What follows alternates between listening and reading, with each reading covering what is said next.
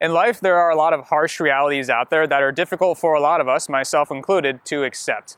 But unfortunately, you can't get away with it that easily. So in this video, I want to talk about one such philosophy, why it's to your detriment to abnegate it instead of confronting it and accepting it, and what the right way to think of it actually is. So in times of adversity and despair, you might find yourself trying to tell yourself that, hey, everything's going to be okay. Or maybe you reach out to somebody in your support network and they say something similar. Don't worry about it, everything's going to work itself out and you're going to be okay. But this is the harsh reality that I'm talking about, which is the exact opposite, that everything's actually not going to be okay, at least in most cases, if you just sit there saying that to yourself.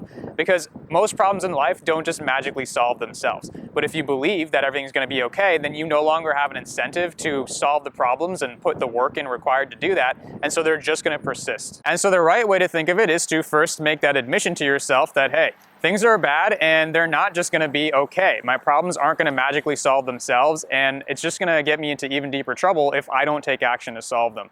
And then the question just becomes, based on what you can control versus what you can't, what can you do to achieve an outcome where you will be better off? And there are two very important pieces here that you have to put a little bit of thought into. The first is that distinction between what you can versus what you can't control. Because as I've said before, if you waste time trying to fixate on something that you can't control, then you're just going to end up more miserable because you're expecting something to change that never will.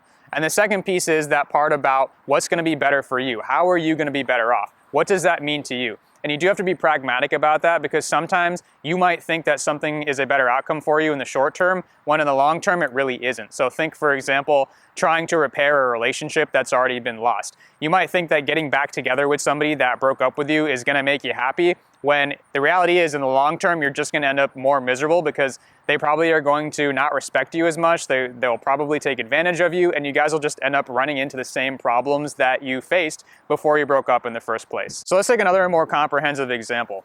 When I first got to college, I was coming from the high school mentality where if you didn't really know what was going on in a class, then you could still probably end up passing it and just barely scrape by with a B- or C with minimal effort.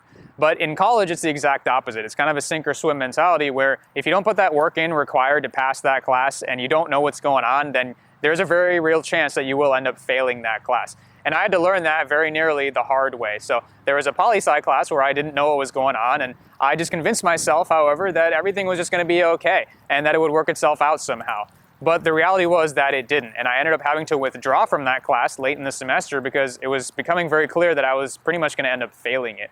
Whereas if I thought of it the right way, which is, okay, we've got a real problem on our hands here and we need to put the work in required to solve it, then I might have gone to office hours, talked to more classmates and seen what they were doing to study for the exams, or just not enrolled in that class in the first place. Now, an important caveat here that I want to clarify is that I'm not saying that you can never tell yourself that everything is going to be okay. Because as a matter of fact, that's actually a very important thing to understand when you're going through some kind of hardship, because that's how you heal from things and gain the strength to move on, and really how you maintain your sanity. Instead, I'm just saying that you have to think about it the right way, which is not that the problems are just going to magically solve themselves, but instead that if I put the work in required to solve these problems, then everything will be okay, because I'm going to make it that way. So I hope this helps, and I'll see you later.